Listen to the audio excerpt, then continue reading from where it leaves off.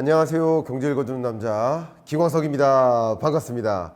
2024년 경제는 더 어렵다. 2023년 올해도 어려웠는데 24년 경제는 더 어려울 것으로 예상이 됩니다. 이른바 스태그플레이션의 흉터가 남는 그런 해가 되지 않을까 생각을 해보는데요.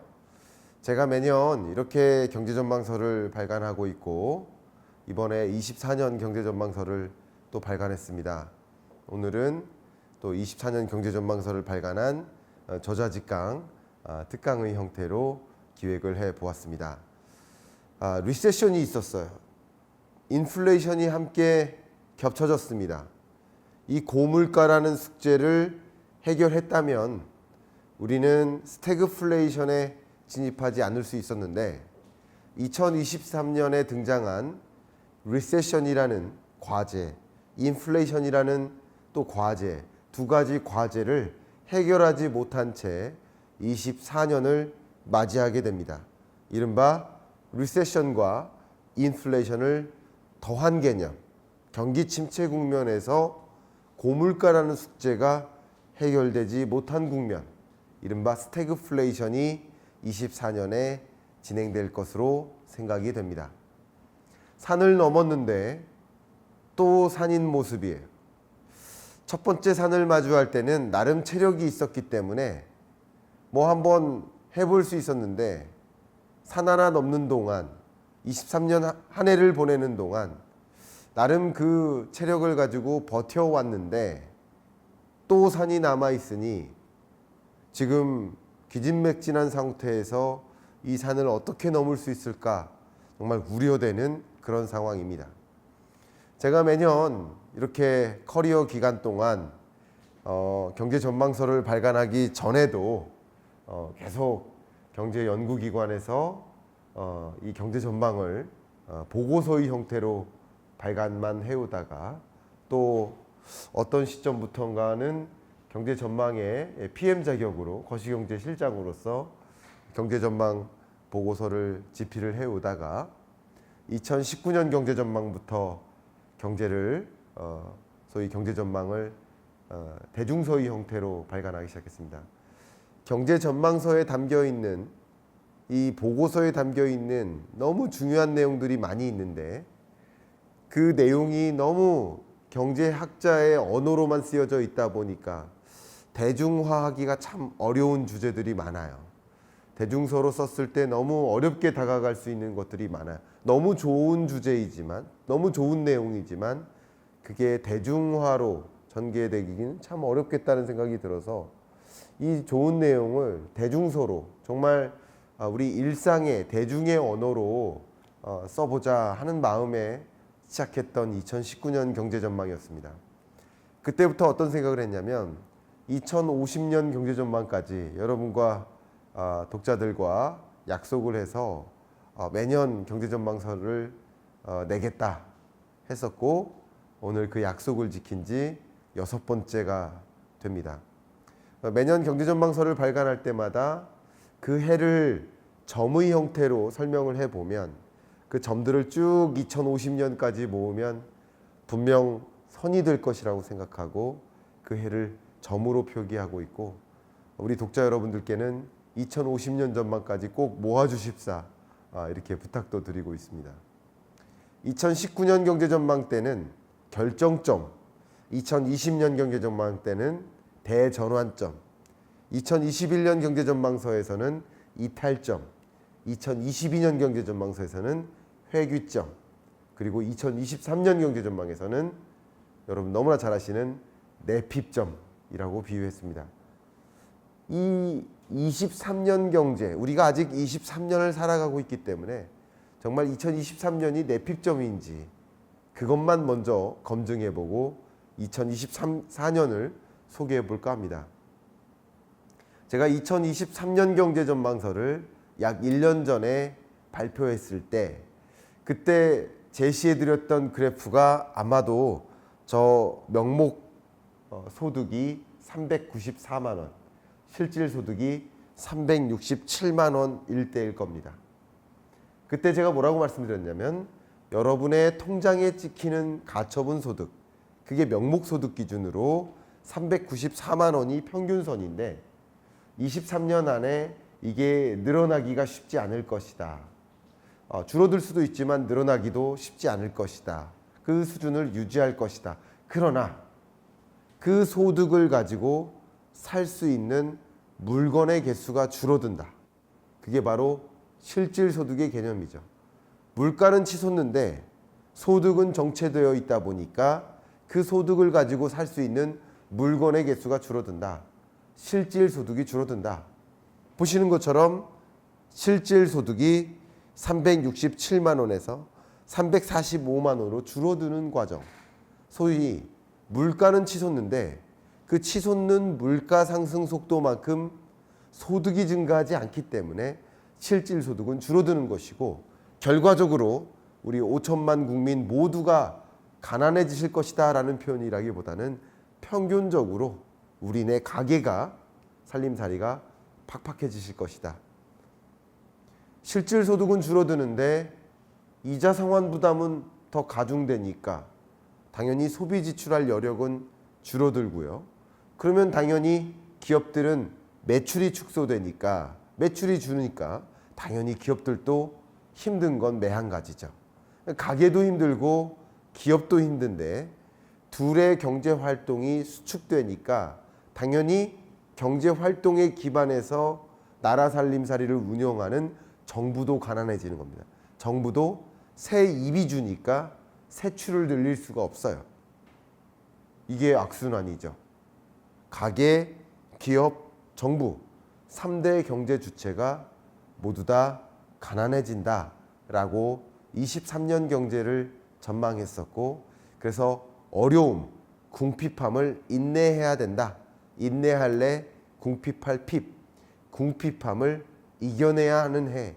그래서 23년 경제를 내핍점, 내핍의 시대라고 설명해 드렸었습니다. 24년 경제 전망, 이 책을 발간하는 지금의 24년 경제는 상흔점이다. Point of Scarring이라고 표현했습니다. 2020년에 팬데믹 경제 위기를 겪었고 2022년에 러시아 우크라이나 전쟁을 겪었는데 그 두 번의 상처가 우리 몸을 강타했고, 그 상처는 나름 머릿속에서 지워지고 있지만 그 상처에 흔적이 남아있다. 흉터처럼 남아있다. 그 상처의 흔적은 안타깝게도 스태그플레이션이다 라는 말씀을 드리고자 24년 경제는 상흔점이다 이렇게 표현을 했습니다. 제가 24년 경제 전망서를 쭉 집필을 마무리하고 앞부분 프롤로그를 마음을 가다듬고 썼습니다. 제가 매년 경제 전망서를 준비할 때 1년 동안 준비를 합니다. 1년 동안 준비를 하고 그 1년을 마감하는 마음으로 프롤로그를 씁니다. 근데 그 프롤로그를 쓸 때 이번에는 처음으로 제가 시인이 되어서, 김광석 시인이 되었습니다. 시인이 되어서 시로 먼저 이 책을 시작을 했습니다. 제가 제 목소리로 그 시를 읽어봐 드리도록 하겠습니다. 오르막 올라와 또 오르막이다. 다 온 줄 알았는데 또 남았다. 힘겹게 올라온 오르막에 무겁게 내딛는 발걸음. 여기까지 올라왔지만 다음 발걸음을 내딛기 어렵다. 쉽게 끝나지 않을 것이라는 불안감 때문이다. 2024년 경제를 설명해주는 하나의 짧은 시가 아닌가 생각을 하고 이 시와 함께 24년 경제 전망서의 시작을 알렸습니다. 제가 이 프롤로그를 쓰는 동안 정말 펑펑 울었거든요. 그만큼 24년 경제가 참 어둡다 이런 생각을 하고요. 제가 24년 경제 전망서에 항상 그 바디 부분, 본론 부분은 굉장히 차가운 머리로 쓰는데 프롤로그 부분 또 끝맺음 부분은 뜨거운 마음으로 씁니다. 그 마음이 여러분께 조금이나마 전달이 됐길 바랍니다. 이제는 조금은 냉철하게 차가운 머리로 24년 경제가 왜 상흔점인지 설명을 드려보고자 합니다. 이 경제학 용어가 있어요. 상흔 효과, 그러니까 스쿼링 이펙트라고 합니다. 보시는 것처럼 코로나19 이전까지만 해도 IMF는 세계 경제가 이런 식으로 흘러갈 거야 라고 전망을 했습니다. 바로 빨간색이죠. 2019년 10월 당시만 해도 빨간색처럼 세계 경제 규모가 늘어날 것으로 전망을 했습니다. 근데 2020년 실제 팬데믹 경제 위기가 등장했고 실제 경제는 검정색처럼 흘러간 겁니다. 그리고 또 2022년에 러시아 우크라이나 전쟁이 발생했고 발생하기 전 2021년 10월까지만 해도 IMF는 파랑색처럼 세계 경제 규모를 전망했어요. 그런데 실제 세계 경제는 검정색처럼 흘러갔다. 결과적으로 2020년 빨간색과 검정색 간의 차이값, 이게 바로 이코노믹 스카링, 경제적 상처가 발생한 거고요. 역시 2022년에 러우 전쟁까지 가미해서 24년 경제를 전망하는 지금에는 러우 전쟁과 코로나19 그 상황에 따른 경제적 스카링, 상처가 입혀지면서 다시 예전의 경로, 파란색과 같은 경로로 세계 경제가 움직이지 않는 흐름, 스태그플레이션의 늪에 처하는 흐름, 그렇게 24년 경제를 경제학적으로도 정의해 볼 수 있을 것 같습니다. 실제 최근에 월드뱅크에서 중국 경제를 진단을 했는데 코비드 알파가 있었고 델타 웨이브가 있었고 오미크론 웨이브가 있었는데 중국 경제의 경우에는 특히나 코로나19 이전 수준의 경로, 이 주황색과 같은 경로로 다시 돌아가지 못하고 점선과 같은 주황색 경로로 아예 그냥 고성장을 멈춘 느낌이다. 이렇게 생각하시면 좋아요. 월드뱅크도 중국 경제를 이렇게 진단했는데 이게 바로 이코노믹 스쿼링에 해당됩니다. 그동안에도 또 IMF도 모건 스탠리와 함께 이 데이터를 이용해서 상흔 효과를 계산해 본 적이 있었는데요. 아주 과거로 돌아가 보겠습니다. 2008년 글로벌 금융이 있었고 2011년에 유로피언 크라이시스가 있었어요. 유로피언 재정 위기 같은 게 있었습니다. 그 두 번의 위기를 겪다 보니 이 경제 국면은 특히 유로피언 경제는 제자리로 돌아가지 못하고 두 번의 상흔 효과가 발생해서 말 그대로 그 상처의 흉터가 남는 거예요. 마치 이런 거죠. 아주 건강한 사람이 뭐 이렇게 잘 달리다가도 한번 큰 질병을 겪으면 그 질병이 나을지라도 예전의 어떤 운동 능력을 발휘하기가 어려운 상황인 것처럼 이 상처의 모습은 없어질지 모르지만 상처의 흔적이 흉터처럼 남을 수밖에 없는 국면이다라는 것을 보여줘요. 최근 러시아 우크라이나 전쟁에 따른 이코노믹 스카링, 역시 상흔 효과를 잠깐 또 추가적으로 설명드려 볼까 합니다. 2022년과 23년에 GDP와 CPI의 그 전망치가 있어요. 근데 2022년 2월 달의 전망치가 파란색이고요. 22년 역시 5월 달의 전망치가 빨간색입니다. 러우 전쟁에 따른 효과를 볼 수 있죠.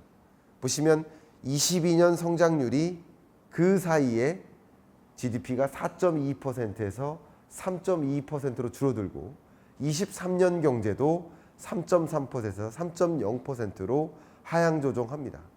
근데 반면에 물가, CPI 같은 경우는 종전 22년 물가 상승률은 5.4%였는데 23년은 3.1%였는데 역시 CPI가 약 3달 후에 7.7%, 4.1%로 각각 수정 조정한 거예요. 결과적으로 이 러우 전쟁의 효과는 경제적으로는 하방 압력을 주고 물가적으로는 상방 압력을 줍니다. 이게 바로 상흔 효과다라고 생각을 하시면 도움이 될 것 같아요. 역시 이런 상흔 효과가 24년 경제에 작용을 하다 보니까 스태그플레이션의 형태로 경제가 어쩌면 늪에 처한다. 더군다나 최근 등장하고 있는 이 중동불안 이 사태가 어떻게 보면 더 확전되는 양상 속에서 또 다른 물가 상승 압력을 가져다 주고 또 다른 경제의 하방 압력을 주다 보니까 또 다른 상처를 가져다 주는 게 아닌가. 결국 이 흉터가 아물지도 못한 채 스태그플레이션이 더 커지는 게 아닌가. 이런 생각, 이런 걱정을 좀 하게 됩니다. 그러면 지금은 그 상처의 흔적, 글로벌 스태그플레이션이 실제인지를 증명해 드리도록 하겠습니다. 지난 23년 7월까지만 해도 IMF는 글로벌 소비자 물가 상승률의 흐름이 이렇게 주황색처럼 23년, 24년 목표하는 수준까지는 아니더라도 그래도 안정화될 거야 라고 생각했는데 23년 10월 들어서 빨간색처럼 상향 조정합니다. 근원 물가 상승률도 마찬가지 종전의 전망치 주황색보다 이 빨간색으로 상향 조정합니다.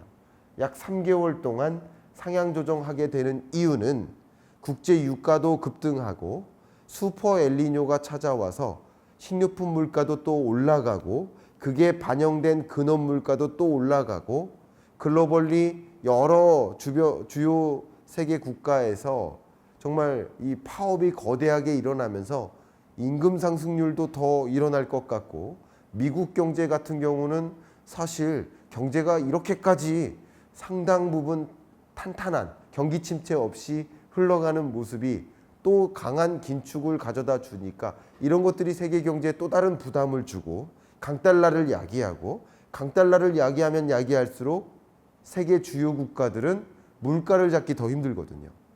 더 비싼 비용을 지불하고 한 단위 수입을 해야 되거든요. 근데 여기에 저는 아마도 중동 불안이 가미되지 않은 상황이라고 생각하고 글로벌 스태그플레이션은 더 진전될 수 있겠구나. 스태그플레이션의 정의를 지난주에도 말씀드렸습니다만 이 고물가라는 숙제가 해결되지 않은 채 경기 침체가 진전된다. 보통 경기 침체 국면에는 물가가 잡히기 마련인데 저물가가 보통인데 고물가라는 숙제와 이 경기 침체라는 숙제를 같이 만나는 국면이다. 그럼 물가 부분 말씀드렸으니까 경기 침체는 어떤지를 설명드려야 되지 않겠습니까? IMF가 이번에 전망하기를 2020년 팬데믹 경제 위기 겪었고 22년 회복되는 듯 했다가 23년, 24년 L자로 꺾여 들어갑니다. 잠깐 제가 누차 강조하고 있지만 경제 위기와 경기 침체는 다르다. 경제 위기는 이렇게 역성장하는 것이고 2020년처럼 23년, 24년처럼 L자로 꺾여 들어가는 건 경기 침체다. 특히 세계 경제 성장률의 평년치가 대략 한 3% 후반이 됩니다. 3.8% 정도가 됩니다. 그걸 훨씬 밑도는 구간이 L자로 계속 멈춰지는 국면이 바로 경기 침체인 거고 제가 그래서 23년 경제 전망서에 그 앞에 들어가는 부제 Great Recession 23년 경제 전망 아니었습니까? 경기 침체가 진전이 되는 것이고 우리는 지금 경기 침체 국면에 살아가고 있는 것이고 24년 경제는 고물가라는 문제를 해결하지 못한 채 스태그플레이션에 더 진입하는 모습이다. 이렇게 말씀드리고요. 제가 누차 강조하지만 경기 침체와 경제 위기는 다르다. 또 경기 침체가 주가 침체나 부동산 침체, 자산 시장의 침체와 다를 수 있다. 이거 굉장히 중요하다는 말씀을 드렸는데 그 부분은 다음 주에 제가 또 기조 강연의 형태로 여러분께 말씀드리기 때문에 그 부분 꼭 기대해 주시고 글로벌 스태그플레이션 국면에서 나는 어떻게 대응할 것인가, 나는 어떻게 살아갈 것인가 라는 것을 또 한번 생각해 보실 수 있는 계기가 되시기를 바라는 마음으로 이번 주 경제 읽어준 남자는 마무리하겠습니다. 감사합니다.